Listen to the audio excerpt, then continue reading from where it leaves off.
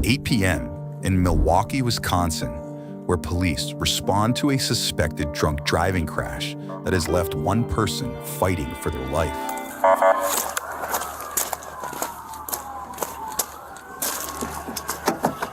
Hey, is anybody in here?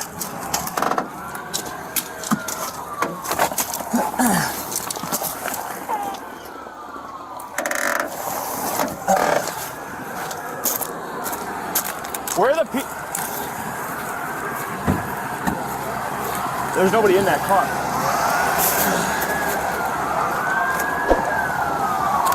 Who was in that car? You two were in that car? He's in that car. Are you okay? He's not okay. He's not okay. He is not okay. And I have a... What's going on? He's struggling to breathe. Well, He's struggling to Okay, breathe. why don't you sit down here real quick, okay? You're struggling to breathe? I got some pain right here. Okay. Okay. You have any? What happened? I don't know. Who was driving? Me. You were driving? Okay. What all happened here? I don't know. I crossed the intersection. Hey, you want to get a rescue over here as well? He's having trouble breathing. So you were driving. No. I was driving. Don't say anything more than that. I was driving. Yeah, you're driving. Okay. I have some pain right here on the I ribs. need to make Okay. sure this guy's okay. You don't. You need to stay over here. Taking care of him. What's going on? Just stay here. I get it. Just pain right here. Okay, okay. Yep. I will help you find your phone. Don't say. I don't know what's. Let's just get your husband taken care I of. just want you to be okay, and I want him to be okay. Well, you can't do anything about that. He's in really good hands right now.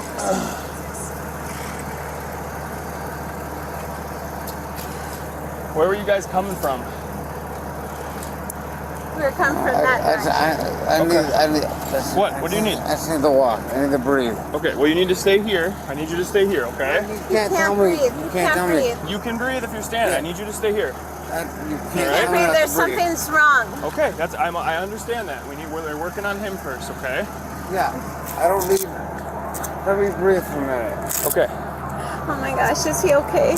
We don't know right now. my So gosh. what happened? Where were you coming from? I was coming from that You were direction. coming. Enough out of you. Yeah. So. Enough out of you. Do you want to knock it off? Knock it off. He's okay. Stop! Back up! Stay back! Knock it off! What is going on? I haven't done anything. I just got in a car wreck. I came from Lucky Shot. Yeah, I'm aware of that. Yeah. I didn't know. You're done. Cut it out. He's hurt. He's hurt. I didn't do anything. He's I was hurt. in He a can't car breathe. wreck. He can't breathe. I can't breathe. I'm the one. 469 County, we have one detained. I drove. Come back here. Why are you guys? I'm gonna get Stay my right here. out of here. Okay. What's going on? I came from that direction. Okay. From Did Lucky you stop at the Shot. stop sign? I did stop at the stop sign. And So then what I happened? Came through, and my car ran into me. And that's the thing. So he was going. So He you were. was coming this way. I was coming this way. Okay. I stopped at the stop sign. He came this way. And, So where? And that's my car. Okay. But How much have you had to drink today? I had a few drinks at Lucky Shots. Okay. And you were driving? Yeah, I was driving. Okay. I want to make sure that guy is okay. We don't My know if hus- he's okay. I know. And that's my biggest concern. Okay. My husband also can't breathe. Okay. Yeah, they're going to be checking. They're going to be checking him out in a minute. I just want to keep him. Were you? When did you get here? Right after it happened. Who was in the driver's seat of that car? Don't know. They were both there. I went to that car first. I did not see them get out of that car. I understand your question, but I saw that guy slowed sober, but I was there first. I'm trying to figure out what happened with this investigation, and you were starting to square up on me. That's what's going on. I need to know what happened so we can figure out what's going on here tonight. I don't need you squaring up on me when I'm doing a crash investigation. Do you understand?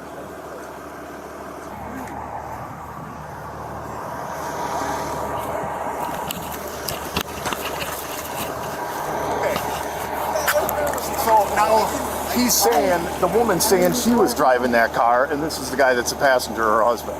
Allegedly. Yeah. Yeah. I was being responsible. She's, She might be 5'5". yeah. She didn't drink my. I'm gonna get some pics real quick of everything. So This is, that's him. Okay. Heading this way, going eastbound. She said she stopped and made it through the intersection, and in the middle of the intersection is when this car going south T-boned her in the intersection. But I'm not sure where impact happened. yeah, I don't know where it had. It had to be right in the middle.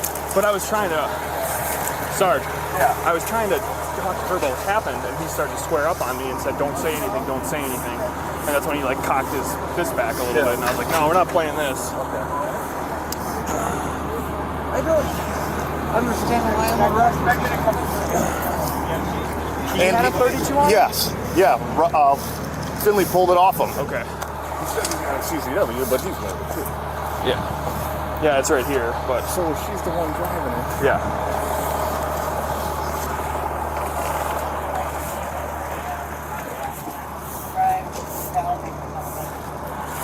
Ten-4, thank you.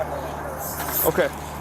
So you said you were coming from Lucky Shots. Yeah. Okay. You were coming eastbound on Rusco Yeah. here. I'm sorry, I don't know if it's eastbound or Yep, that way. that way eastbound. Yeah. Okay. Did you stop at the intersection? I did, Okay. but yeah, Okay. Stop at the intersection. You started going through, yeah, and then he hit. Where about in the intersection did he hit you? like right dead center. Okay. And that's when I ran right into tried to find out more. the side. Okay. Hey, can you guys stop sweeping? Hey, hold on. Yeah, we might need a. Okay. Because So. my dog is sick. Okay. How much have you had to drink today? I've had a couple of drinks. Okay. What I've is had it? a few drinks. Okay. I've had What's a few? It's I've different had for everybody. 3 drinks.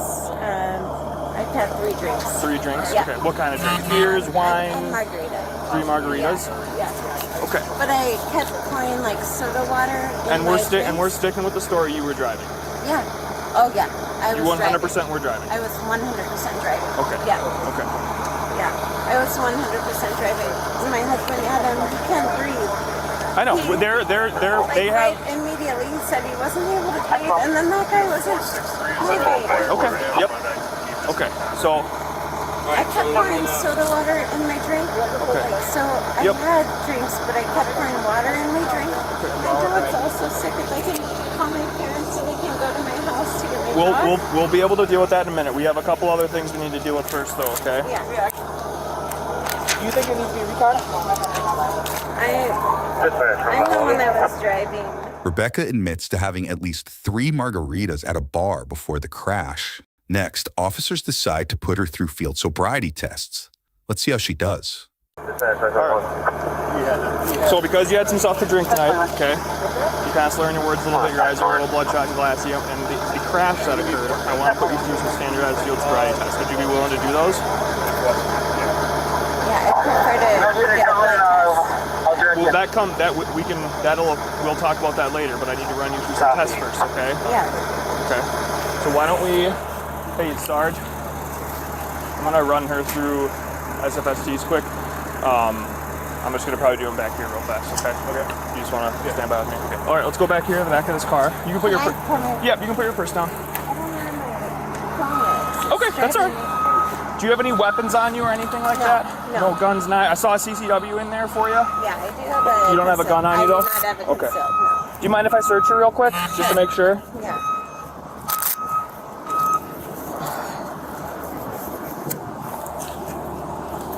So you said you had 3 margaritas, right? Yeah. But I kept filling my third with soda water. Okay. So I have a couple other questions before we start, okay? So what time did you get to Lucky Shots? It was at the Packer game, so So- 3:30. Okay. Yeah. So from 3:30 until the crash occurred, you only had 3 drinks? Yeah. Okay. Yeah. Okay. And I kept filling my third drink with soda water. Yeah. You can grab mine real quick, I'll unlock my squad. Okay. So at like 3:15, or the game started at 3:15, so did you get there for the start of the game? We got there right at the start of Okay, the game. so you got to Lucky Shots at like 3:15. Yeah. Yeah, 3:15. Sure. Okay. And then what time did you leave Lucky Shots? I mean, we just left, so. So roughly shortly before, like, to get over, it's not that far away, right? So Yeah, like. do you have an estimated time when you left at all? Is that the driver of that car? It's a little ID? after Yes. the game ended. Okay. It's a little after. A little after the game ended? Yeah. I mean, we stayed and talked a little bit, and then we left. But we Okay. knew we had to get home because of the dog and antibiotics. I got you. And we'll figure that, and I promise you we'll be able to make phone calls and figure out that, okay? First test I'm going to have you do, it's going to be a test of your eyes, okay? So all I need you to do, see what color this pen is? Red. Red? Okay. So I need you to do is follow this pen with your eyes and your eyes only, okay? Don't move your head. Okay. Do you understand? Yeah. Okay, so what I need you to do is stand with your feet together with your arms down at your sides. Just get your toes together. I know it seems kind of tedious, but we have to run them a specific way. And just stand like that and then follow the pen with your eyes and your eyes only, okay?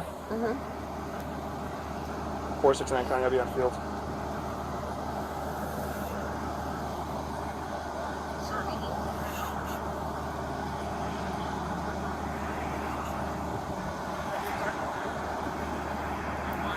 And then with your right foot, stand in front of it, standing heel to toe. Okay, so left foot on that line, and then put your right foot in front of it, standing heel to toe. Wait, am I going on that line? Nope, or just an imaginary line in front of you. And where am I going? Right now, I'm just trying to get you into the starting stance. So left foot on that imaginary line with the right foot in front of it, standing heel to toe. I don't know if I could do that sober. Okay. Okay, so can you switch your feet for me? Left foot with your right foot in front, okay? Now you're gonna stay like this while I'm explaining this test to you, okay? So what you're gonna be doing is you're gonna be taking a series of 9 heel to toe steps down that line. All right, you can begin. Count out loud. 3, 4, 5, 7, 8, 9. 1, 2, 3, 4, 5, 6,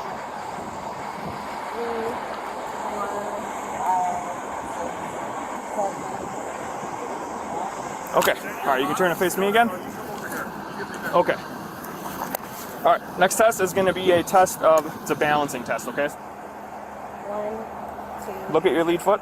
3, 4, 5, 6, 7, 8, 9, 10, 11, 12, 13, 14, 15. Keep doing it, keep going until you, keep going. Yep. Oh, I'm sorry. 16, 17, 18, 19, 20, 21, 22, 23, 24, 25, 26, 27. Okay, you can stop. I grabbed mine because I don't even know your car. That's all right. Do you have a gray one or do you have a? Yeah, gray. Okay.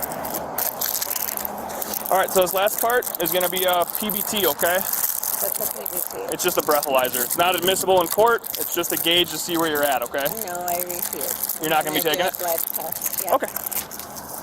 You can turn around, put your hands behind your back. You're going to be placed under arrest for operating while under the influence. At this point, I believe it's causing great bodily harm, but we will determine what that's going to be when that actually gets figured out. Most arrests don't begin with aggression. They begin with small decisions that feel manageable in the moment. A drink here, a short drive there, a stop sign that seems clear. Individually, each choice feels harmless. Together, they can become irreversible. That's the hidden logic behind this crash investigation. By the time officers arrive, the incident has already crossed into life and death territory. One driver is struggling to breathe. Another vehicle is heavily damaged. Witnesses are confused. And in the middle of it all is a woman trying to process what just happened. Rebecca Salomon quickly identifies herself as the driver.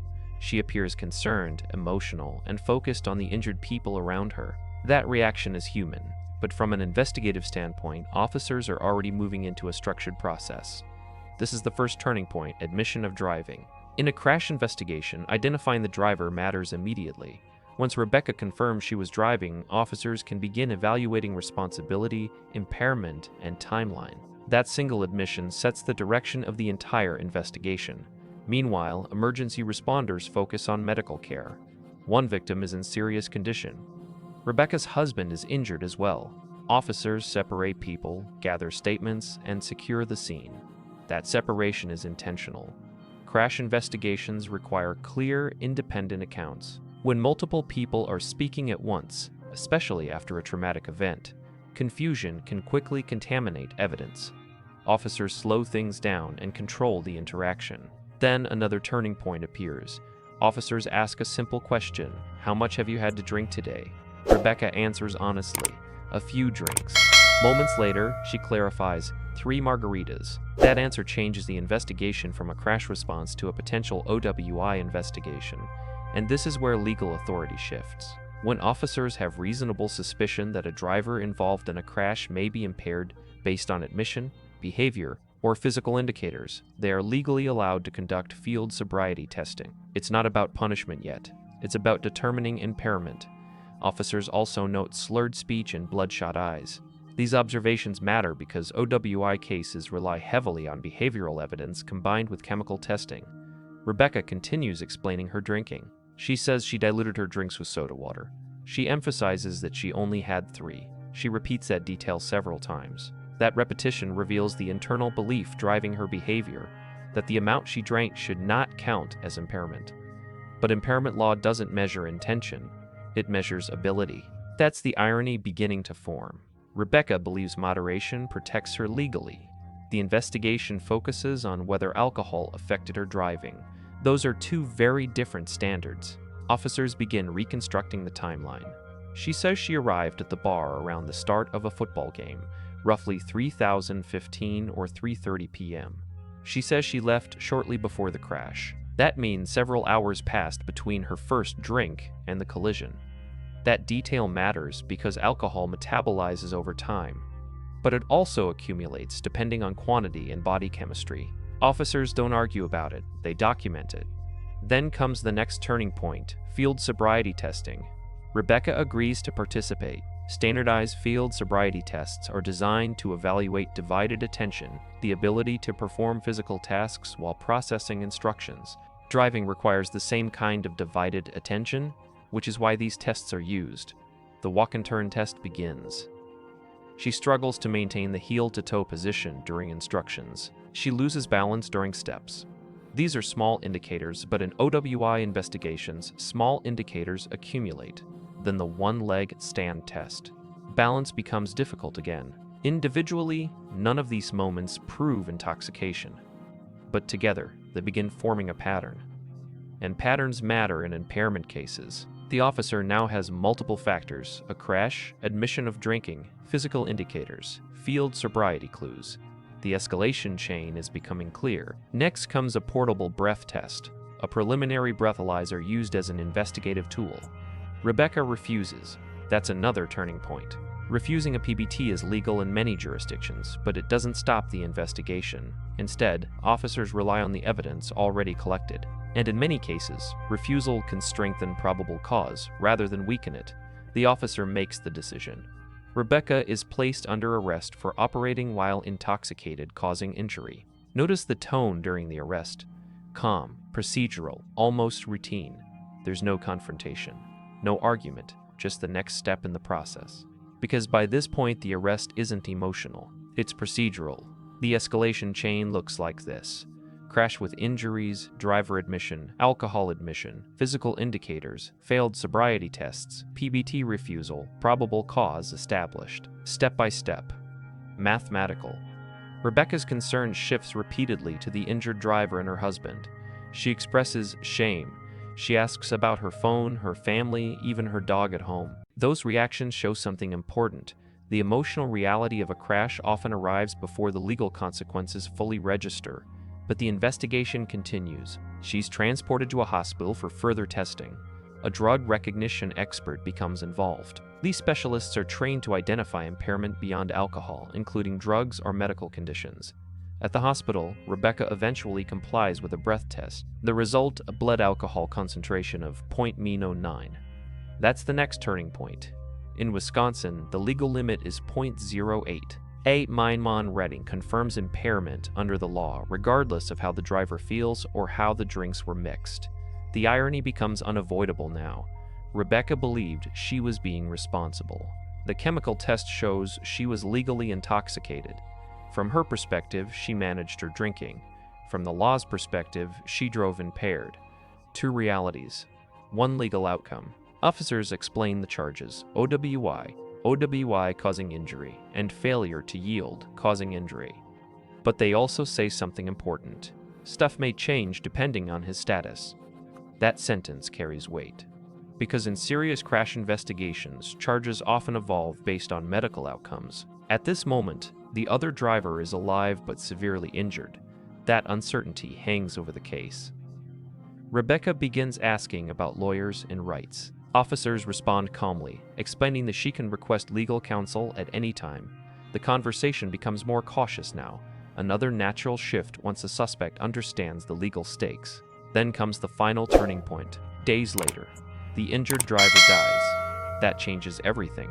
What began as an OWI crash becomes a homicide investigation. Rebecca's charge is upgraded to homicide by intoxicated use of a vehicle. And this is where the entire escalation chain connects. The crash itself wasn't the first decision. Driving after drinking was. Failing to yield was another. Continuing to drive while impaired was another. Each decision built toward the final outcome. And the most difficult part of cases like this is that none of those decisions feel dramatic in the moment they're made. They feel ordinary. Driving home from a bar feels ordinary. Stopping at an intersection feels ordinary. Answering police questions feels ordinary. But consequences don't care how ordinary something feels.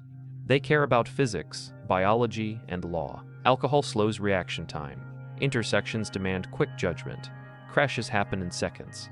By the time officers arrive, the chain of decisions has already run its course. Rebecca eventually pleads no contest to the homicide charge. She is sentenced to 6 years in prison, followed by extended supervision. A career ends. A life is lost. Multiple families are changed permanently. And the footage shows none of that dramatically. Just calm officers, routine testing, measured conversation, because the tragedy didn't happen during the arrest. It happened earlier, at the moment driving and impairment overlapped. That's the real lesson in this case. Most fatal crashes don't begin with reckless intent. They begin with confidence. Confidence that you're fine to drive. Confidence that you can make it home. Confidence that nothing will go wrong. But impairment quietly removes the margin for error, and once that margin disappears, outcomes become unpredictable and sometimes irreversible. That's why OWI laws are strict. That's why officers investigate carefully. And that's why small decisions matter more than they seem. Because the difference between getting home safely and changing multiple lives forever can be just one impaired decision behind the wheel.